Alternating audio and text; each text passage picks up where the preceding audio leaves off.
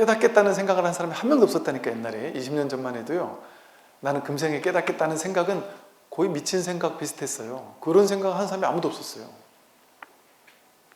그러니까 제가 대학 다닐 때 아주 좋아하던 친구가 정말 보살 같은 좀 훌륭하던 친구들이 있었어요. 남자아이 하나, 여자아이 하나 기억이 나는 친구들이 있었거든요. 불교 공부하는 친구 중에 정말 와, 정말 보살이 있으면 저런 애들이 아닐까 싶을 정도로 친구였는데, 20대 초반이었는데 너무너무 보살 같은, 정말 훌륭한 수행자 같은 그런 친구들이 둘이 있었는데, 그 친구들을 보면서 그냥 막 경책이 되는 그런 친구들이었어요. 그 친구 하나는 너무 진지하게 나는 금생을 넘길 마음이 없어 하면서, 금생에 나는 깨닫지 못하면 그 무슨 의미가 있겠나, 나는 금생을 넘기지 않겠다는 얘기를 너무 진지하게, 이렇게까지 말도 안 되는 소리를 이렇게까지 진지하게 하는 걸 보고 제가 충격을 받았어요. 너 진심이야? 그게 가능하다고 생각하는 거구나. 이렇게. 그게 가능하지 않는 게 말이 안 되지 않을까? 전 한 번도 그게 금생에 가능하다고 생각조차 해본 적이 없는 거예요. 그러니까 금생에는 열심히 갈고 닦기나 하고 복이나 지면 나중에 세세생생 갈고 닦다 보면 어느 생인가 부처님 같은 분을 만날 인연을 만나겠지. 지금은 성공공덕이나 쌓는 거지. 이런 생각이 다반사였다니까요. 모든 사람이 다 그렇게 생각했다니까요. 그러니까 다 패배감에 쩔어 있었던 거예요. 쉽게 말해. 나는 못 깨닫는다. 나는 부처가 될 수 없다라는 생각. 그러니까 뭐밖에 할 게 없어요. 기복밖에 할 게 없는 거예요. 열심히 수행해가지고 뭐 그냥 마음 좀 편안해지고 이런 것밖에 할 게 없었던 거예요. 그러니까 공부가 진척이 될 수가 없었던 시대예요. 시대 자체가. 근데 이 진심으로 내가 고성제에 눈을 탁 뜨려면 이 괴로움에 대해서 사무쳐야 되는데, 괴로움에서 어떻게 해야 사무치냐면요, 그냥 살다 보면 너무너무 괴로워서 이 괴로움에서 벗어나고 싶어라고 생각하는 사람도 있을 수 있겠지만, 괴로움에서 벗어날 수 있다라는 확신이 없으면 고성제 사무칠 수가 없어요. 어지간해서는. 괴로운 건 다 알아. 나도 괴로워. 나도 늙고 병들고 죽는 게 괴로운지 알아. 그런데 어쩌라고. 어쩔 수 없잖아. 사람은 다 죽는 거야. 내가 어떻게 할 수 있겠어. 내가 늙고 병들고 죽는 건 진상도 못했는데 나 같은 놈이 어떻게 할 수 있겠어. 아무나 그거 못하는 거야. 그 사람은 원래 못하는 거야 하고 포기를 해버려요. 그러면 고성제라는 건 왜 괴로움이 성스러운 진리가 돼요. 이 괴로움 내가 해결해야 되겠구나. 이 괴로움에서 내가 벗어나야 되겠구나라는 굳건한 마음이 생기는 거예요. 왜? 괴로움은 진짜 문제구나. 이거 내가 없애야 되는구나라는 거에 대한, 이게 처절하게 괴롭구나라는 걸 알면서 이 괴로움에서 내가 진짜 벗어나지 않으면 안 되겠네라고 탁 마음을 잡는 게 괴로움이라는 성스러운 진리에 눈 뜨는 거거든요. 근데 어떻게 그게 가능해요? 괴로움에서 벗어날 수 있구나라는 확신을 가져야 된단 말이에요. 그러면 그냥 확신 가질 수 있어요. 2500년 전에 어떤 사람 한 분이, 곧다한 맛이 따뜻한 어떤 분이 괴로움에서 벗어났대. 그게 가지고 여러분들 확신을 가질 수 있어요? 확신 못 가져요. 그런 얘기 너무 많거든요. 말도 안 되는 얘기들 세상에 얼마나 많은데요. 야, 옛날에 누구는 하늘을 날았대. 뭐.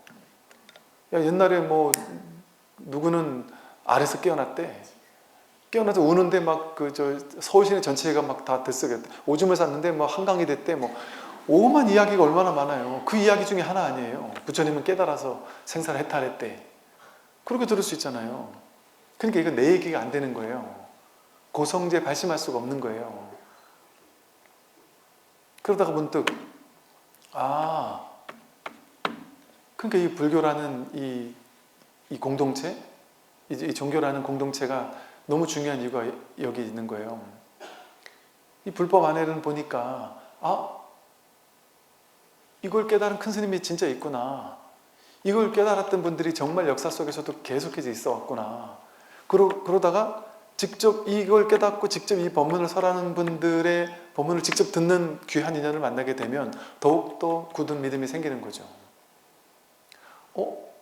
이거는 저 전설 따라 삼천리 이야기인 줄 알았는데 이게 내가 가능한 거란 말이야?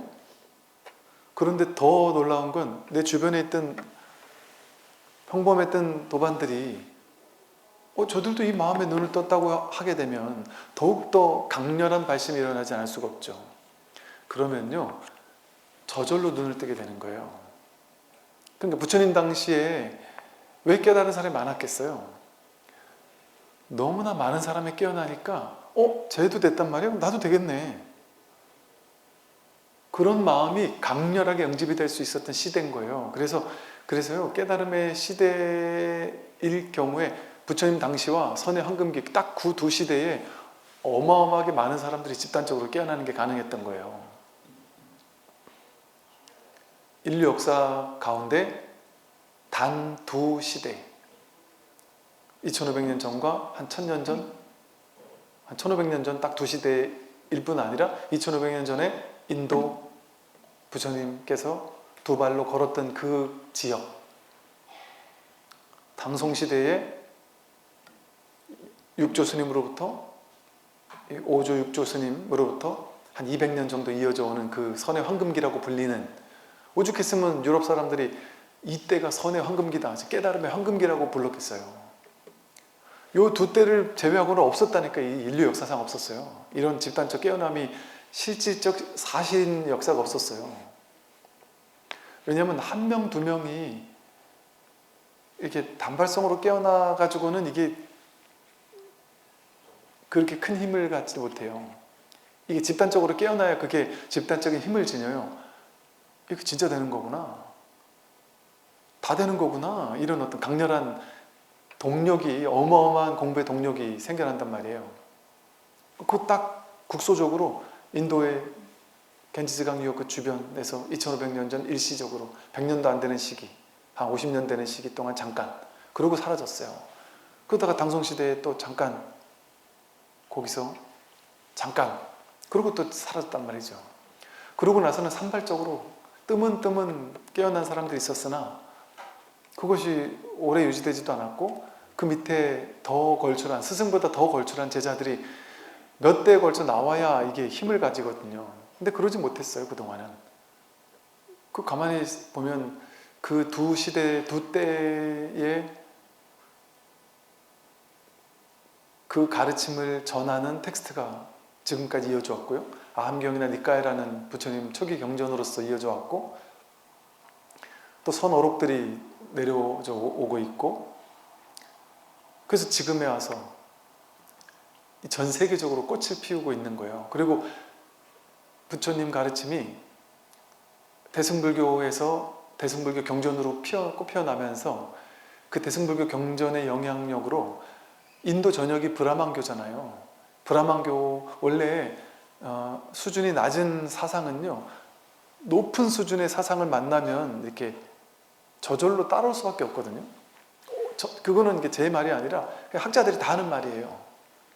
그 일이 전 세계적으로 일어난 게, 브라만교가 불교, 대승불교를 만나가지고 힌두교로 재탄생하면서 불이 이원론 뭐 이래가지고 그 힌두교가 완전 업그레이드가 돼버렸어요. 누구죠?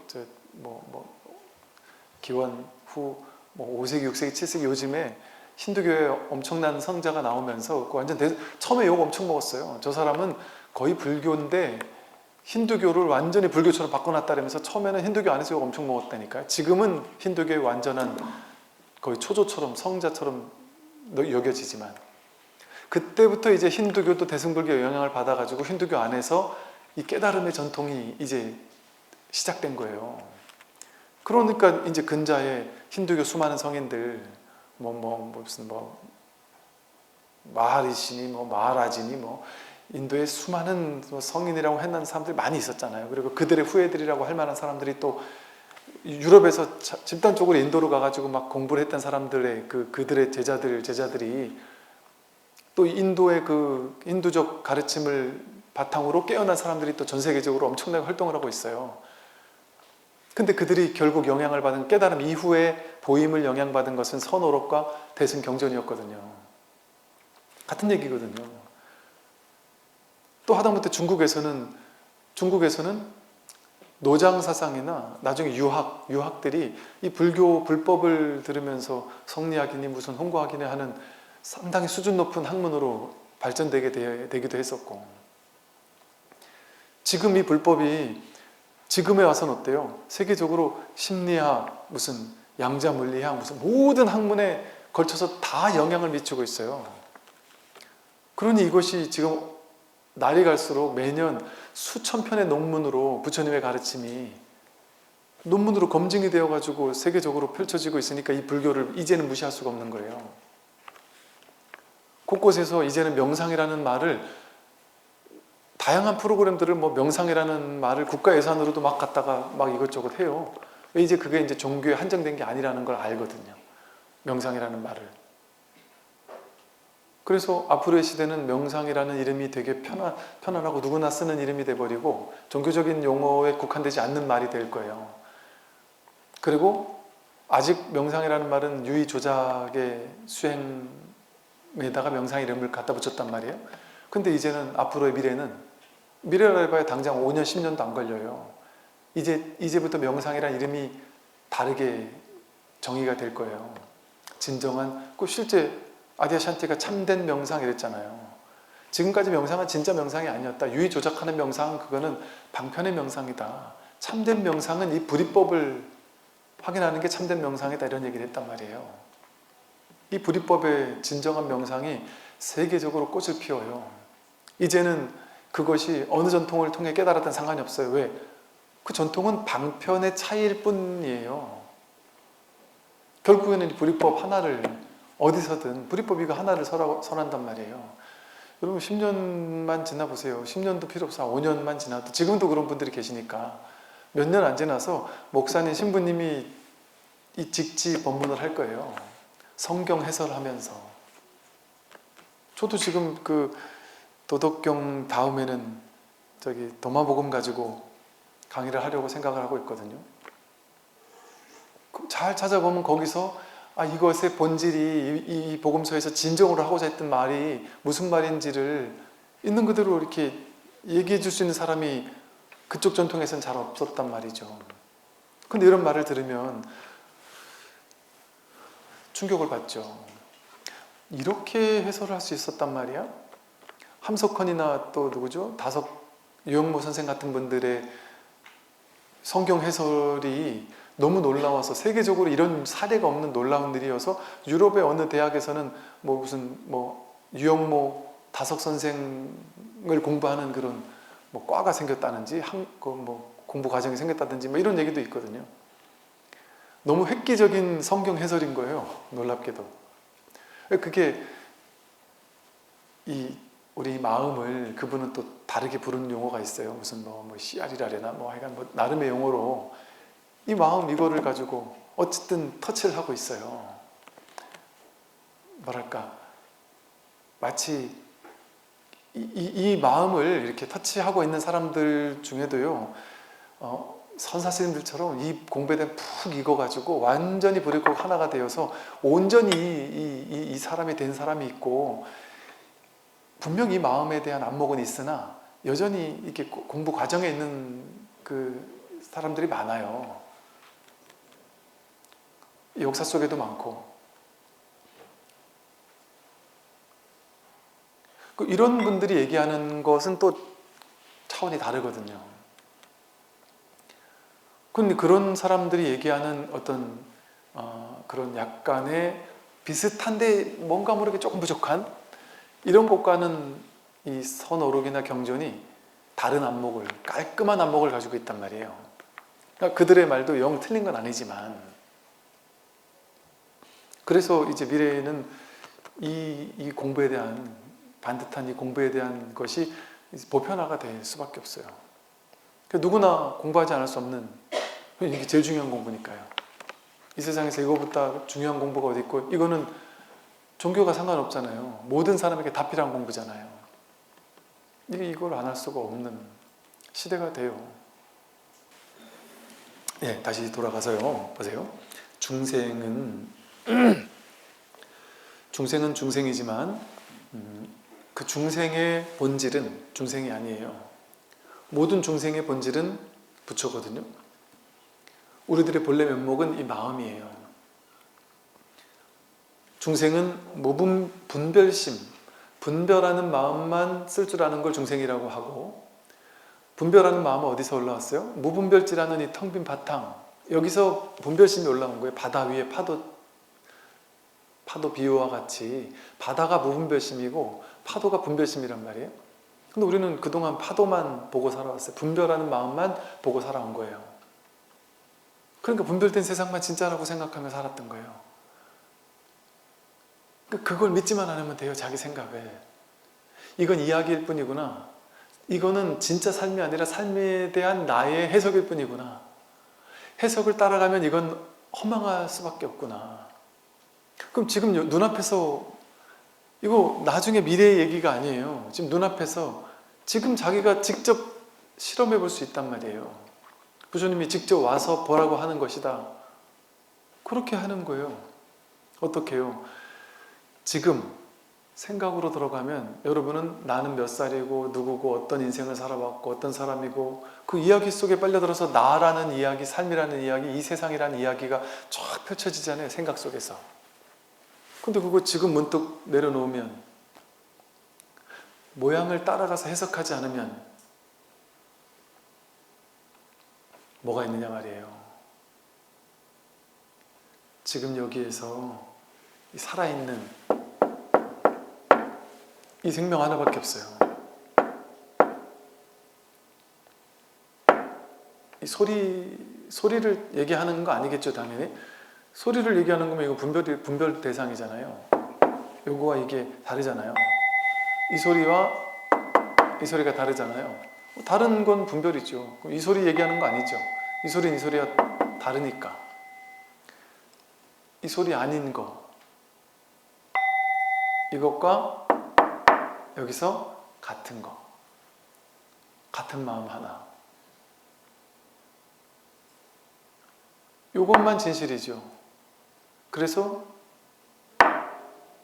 이게 눈앞이에요. 이걸 눈앞이라고 한 거예요.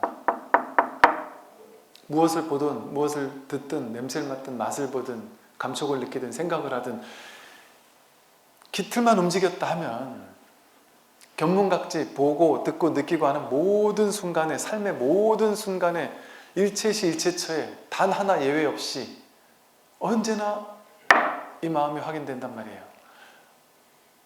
모양이 있는 거기에 즉해서 이 마음 하나가 확인된단 말이에요.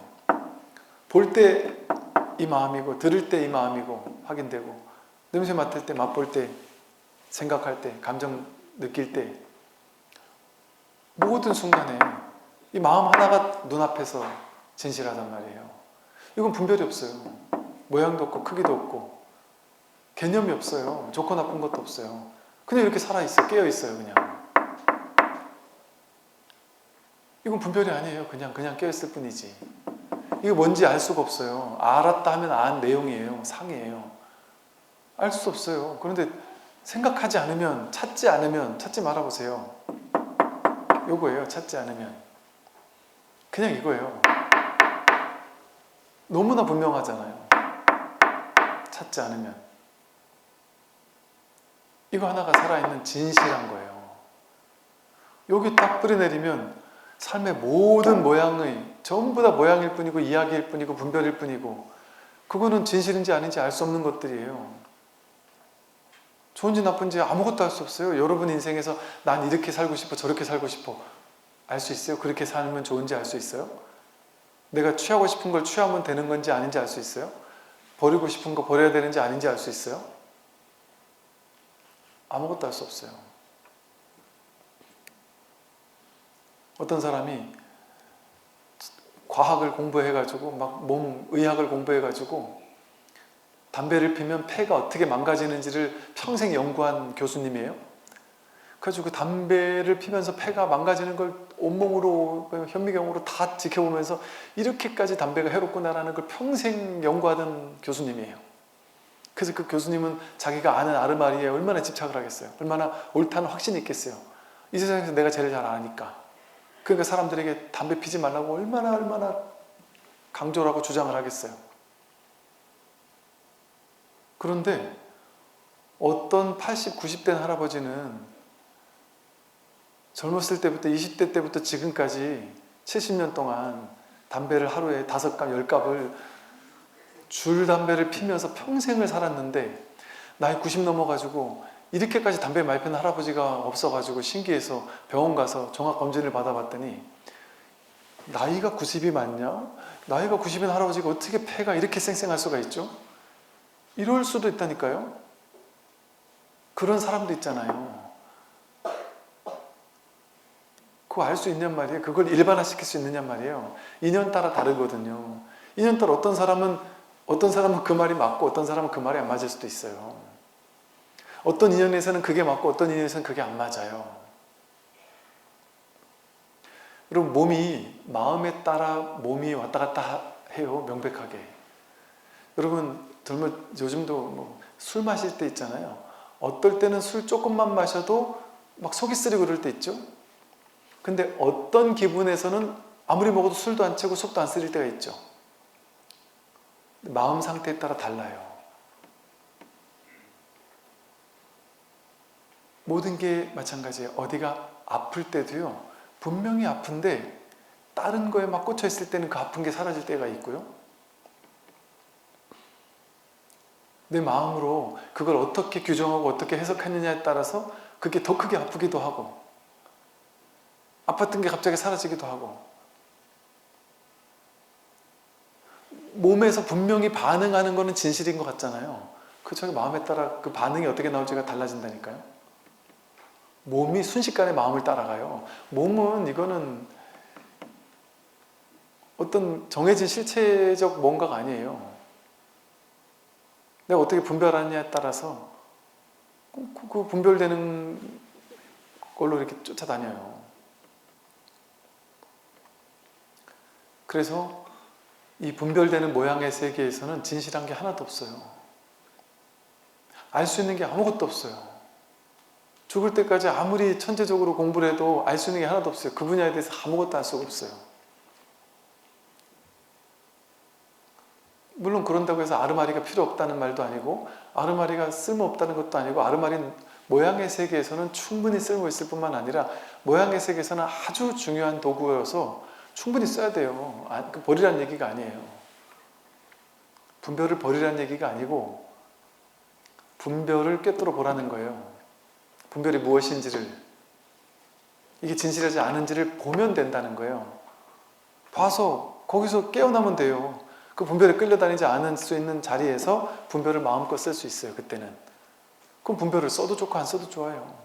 이쪽으로 써도 좋고 저쪽으로 써도 좋고 모든 어떤 모양의 세계도 전부 다 하나의 마음이기 때문에 여기서 나온 게 이것만 다름이 없거든요. 여여부동하게 움직이지 않거든요.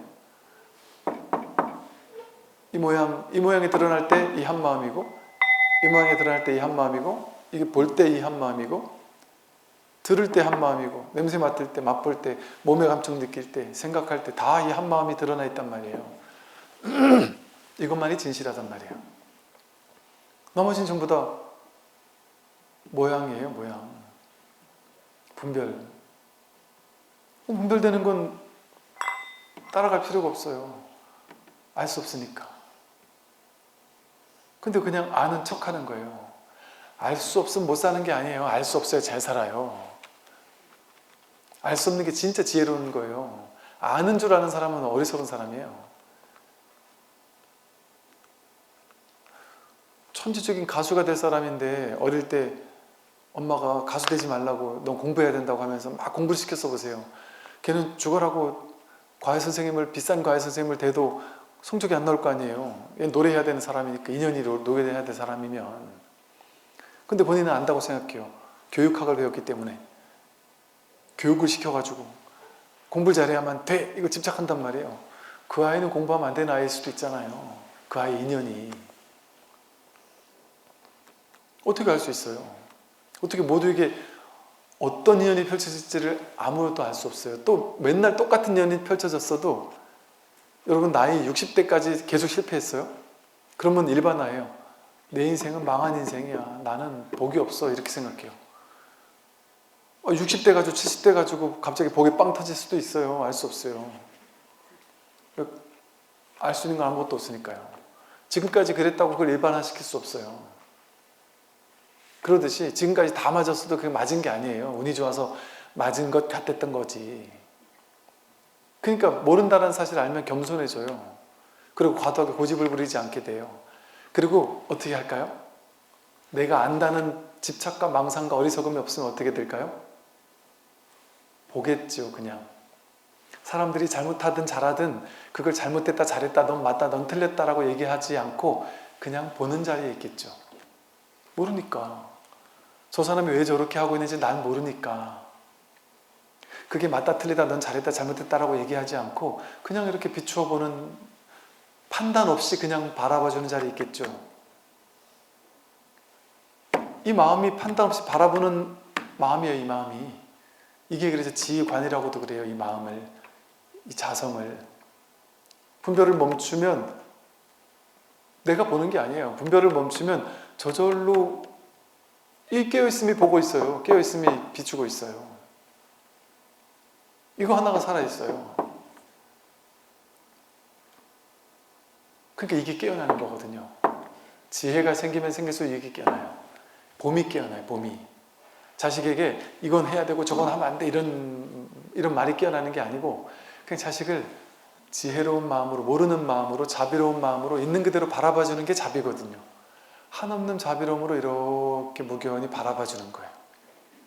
그 누구라도 바라봐주는 자리에 있어요. 이건 그러면 안 돼요. 이렇게 하시면 안 돼요. 여기서는 이렇게 해야 돼요.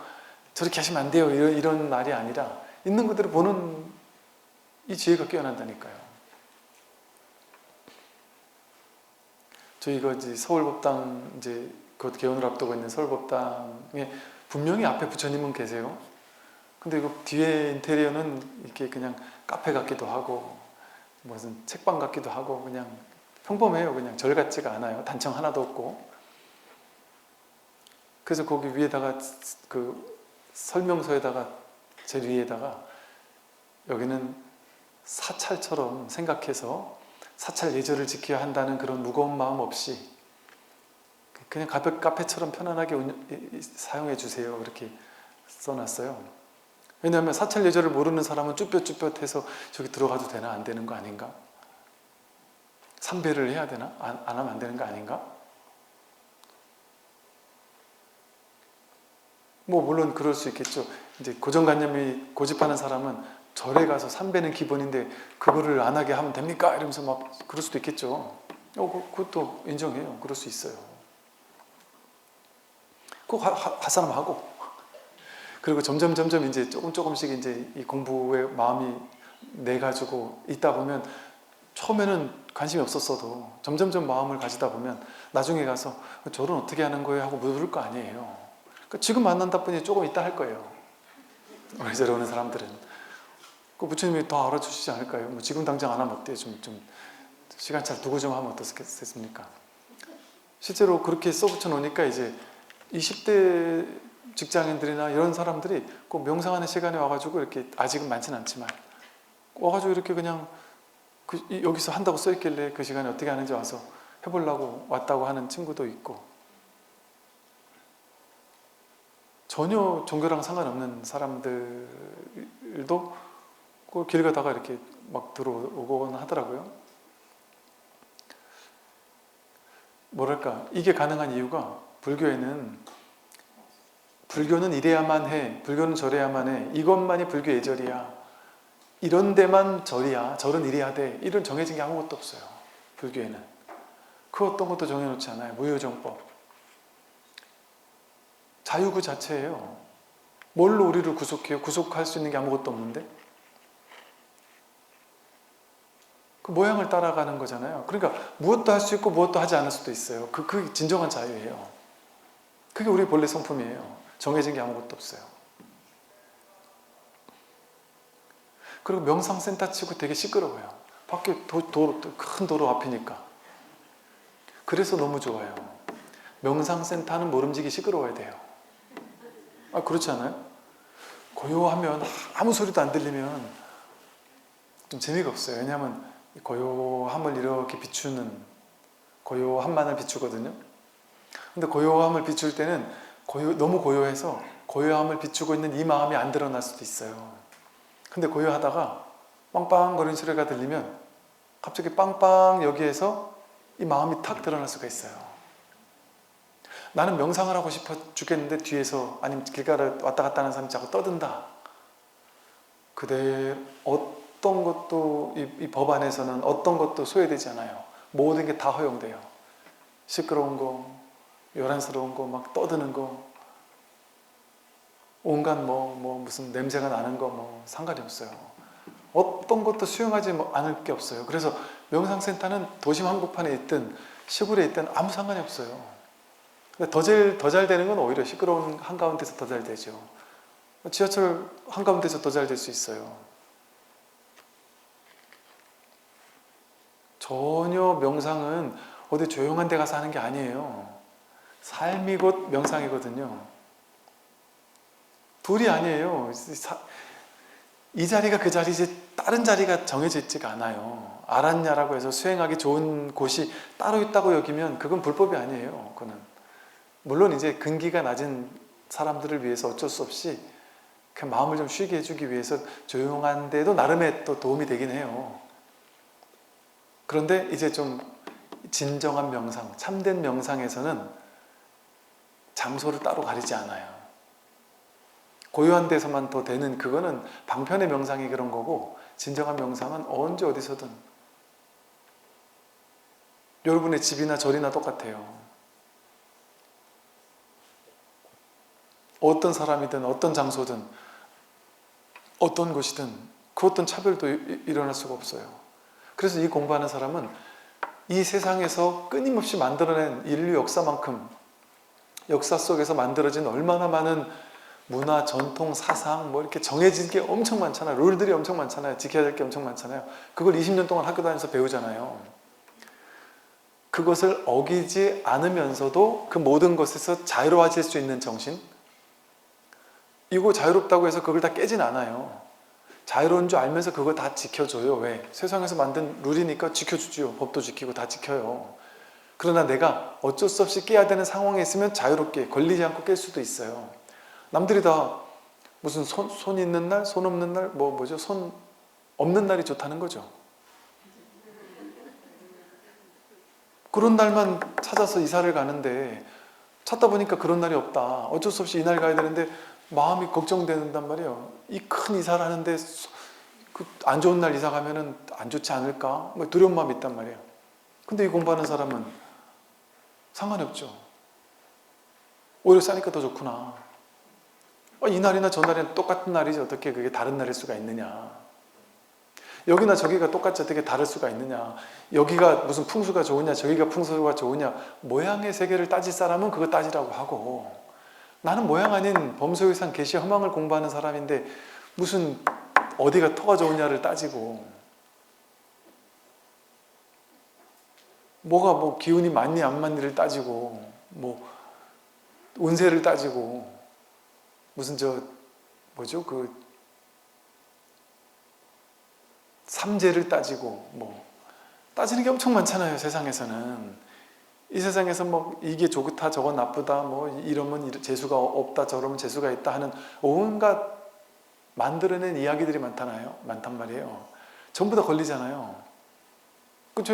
나이 젊은 스님일 때만 해도 그런 거 걸릴 필요 없어요. 그런 게 정해진 게 어디 있어요. 그런 거 깨는 게 불교 공부지. 이 얘기를 지휘관한테 했다가 그 지휘관 분이 저한테 대놓고는 얘기 못하고 우리 신도 회장님한테 그 얘기를 했더라고요. 스님이 아직 젊어가지고 뭘 모르시대 보니까 이렇게 풍수도 볼 줄 모르고 이렇게 이사 가는 날도 볼 줄도 모르고 사무실에 딱 오면 사무실에서 진급을 하시려면 책상은 이렇게 돌리고 요건 이쪽으로 놓고 이쪽을 바라봐야 됩니다. 잠잘 땐 반드시 이쪽을, 이런 것도 모르시대 보니까 이 스님들이 익어야 돼. 확실히 스님들은 좀 익어야 돼. 이런 얘기를 했다더라고요. 그래서 참 그렇구나. 어쩔 수가 없구나. 익어야 되겠나 보다. 그렇게 생각해요. 이거야 모양의 세계에서 가르쳐 놓은 온갖 미신들, 온갖 세상에서 만들어낸 온갖 그런 것들을 배우는 시간이 필요하다는 거 아니에요. 그 배울 필요가 뭐가 있어요.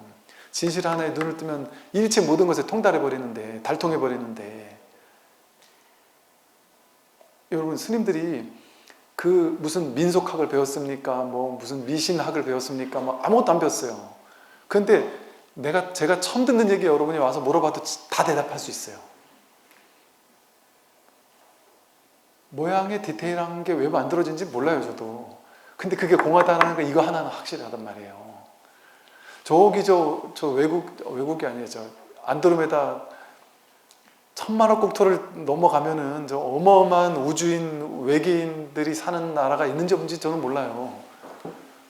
어느 별이 뭐 외계인이 있는지 없는지, 거기서 얼마나 엄청난 무슨 뭐가 발전됐는지, 그들은 깨달은 사람이 있는지 없는지 아무것도 몰라요. 모양의 세계에서는 몰라요.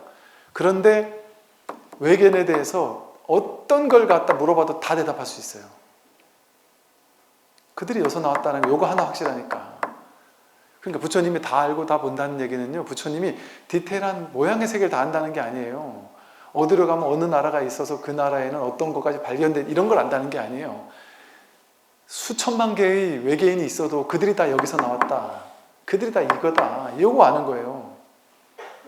삼성전자 SK 하이닉스에서 부처님이 진짜 그렇게 뛰어난 분이면 뭐하러 그렇게 그 공대생들 똑똑한 석사 박사를 막 그냥 전 세계에서 막 유치에다가 연구를 시켜요. 그냥 부처님 한 분만 선방 가가지고, 삼성 SK 인사팀장이 선방 가가지고 스님들 중에 깨달은 스님 한 분만 딱 잡아오면 끝나는 공부 아니에요? 스님 딱 도력을 부리셔서 갤럭시 폰 가지고 할 수 있는 모든 것을 만들어 주세요. 그거 다 알겠냔 말이에요, 부처님이. 모르죠. 그 시스템이 어떻게 되는지 그런 걸 어떻게 알겠어요. 그런 걸 아는 게 부처님이 아니란 말이에요. 그게 전부 다 아르마리일 뿐이라는 것, 그거를 깨닫는 거지. 무분별심에 눈뜨는 거지 분별심에 밝아지는 게 아니에요. 분별심은 어둡죠. 분별심은 모르죠. 분별심은 세간법이어서 세간에서 잘하는 사람 찾아가야 돼요. 모양의 세계는. 그러니까 여러분 그거 하죠. 이게 자꾸 세간과 술세간 헷갈리는 거예요. 그러니까 그럼 병이 났잖아요. 그러면 의사 찾아가야 돼요. 약이 필요하면 약사를 찾아가야 되잖아요. 근데 병이 나도 스님 찾아오고, 뭐 약이 필요해도 스님 찾아오고. 옛날엔 다 그랬어요. 옛날에는. 그러니까 어쩔 수 없이 옛날 스님들은 그런 분들이 하도 많으니까 또 그분들을 위해서 할 수 있는 뭐 나름의 또 방법을, 또 방편을 또 다 알아놓기도 했고, 옛날 스님들 중에는 또 나름 그 자연의학 같은 거에도 좀 조예가 깊은 분들도 많았고, 어지간한 건 뭐 치유를 할 수 있는 또 그런 지혜 같은 게 있기도 있었고. 왜냐면 하도 와서 물어보니까. 근데 그것도 모르는 사람들은 만병통치약 비슷한 게 있었어요. 이제 사때다고 말하기도 좀 뭐하고, 모르는데 답은 해야죠 되는데, 신도님들 찾아서 물어보는데 스님이라고 다 할 수 없잖아요. 모르잖아요. 근데 뭔가 답은 해줘야 될 거 아니에요. 기대에 부응은 해줘야 될 거 아니에요. 그 기대에 부응하기 제일 좋은 방편이 천도제 하세요. 아니면 기도하세요. 은근히 그런 게 많았다니까요. 그 어느 날 어떤 스님이 이제 그런 얘기를 하더라고요. 천도제를 하기로 했다 그래서 왜 했는데, 그러니까 뭐 어떤 일이 왔는데 그 천도제를 하면 좋을 것 같아서 그렇게 했다는 얘기를 듣고는 어떤 선배 스님이 그러더라고요. 천도제 하면 그게 해결돼? 눈빛이 갑자기, 그 자비롭던 눈빛이 갑자기 싸해지면서 날카로워지면서 그 젊은 스님한테, 천도제 하면 해결돼? 혹시 너도 진짜 그렇다고 믿고 있는 거 아니야? 이런 비슷한 뉘앙스로 아주 냉철하게 한마디를 따끔하게 하는 모습을 옆에서 지켜보면서, 아, 이렇게 얘기하는 스님들도 있구나, 다행스럽다, 이런 생각을 했던 적이 있었거든요. 뭔가 깨뜨려주는 사람도 있는 거예요. 이 절집안에는 또 그걸 만들어주는 사람도 있는 거고, 이파자재한단 말이에요. 중생의 근기에 따라서. 근데 우리가 이 모든 것을 본질을 깨달으면 어떠겠어요? 세울 때 세울 줄도 알고, 깰 때 깰 줄도 알고, 그 모든 이 공한 자리에서 일체 모양의 세계를 전부 다 내어 쓸 수 있어요. 완전히 자유롭게. 내어 써도 좋고 내어 쓰지 않아도 좋고, 이렇게 해도 좋고 저렇게 해도 좋고. 미신을 따라도 좋고 따르지 않아도 좋고, 법을 깨뜨려도 좋고 깨지 않아도 좋고, 정해진 것을 해도 좋고 하지 않아도 좋고, 완전한 자유로움이에요. 완전한 자유. 자신만만하죠. 두렵지 않죠. 옛날에는 두려우면서도 그냥 신도님들 물어보면 아는 척하고 얘기한단 말이에요. 귀신 그런 게 어디 있어요. 걱정하지 마세요. 귀신 없습니다. 이렇게 얘기를 했지만 우리 집에 귀신이 있는 것 같아요. 우리 집에 와서 기도 좀 해주세요. 옛날에 이랬단 말이에요. 우리 집에 귀신이 자꾸 나타난대요. 근데 설마 내가 잘못 봤나 해가지고 이 집에 너무 귀신이 나타나서 전세를 주고 딴 데로 이사 갔다가 귀신이 거기까지 따라왔길래 안 되겠다 싶어서 다시 집으로 왔대요. 그때 또 따라왔대요. 그러니까 귀신이 자꾸 따라오니까 야, 이건 귀신이 분명하구나 싶어가지고 저한테 와서 집에 와서 기도를 좀 해달라고. 저 20대 때 출가한 지 얼마 안 됐을 때. 가만히 얘기 들어보니까 저도 그런 얘기 처음 들어본 거예요. 이렇게 생생한 귀신이 있다는 얘기를. 그거 와서 기도를 좀 해달래요. 그러니까 저도 좀 쫄리는데 안 쫄리는 척 하면서 가가지고 기도를 해주고 기도 없습니다. 딱 얘기하고 나왔죠.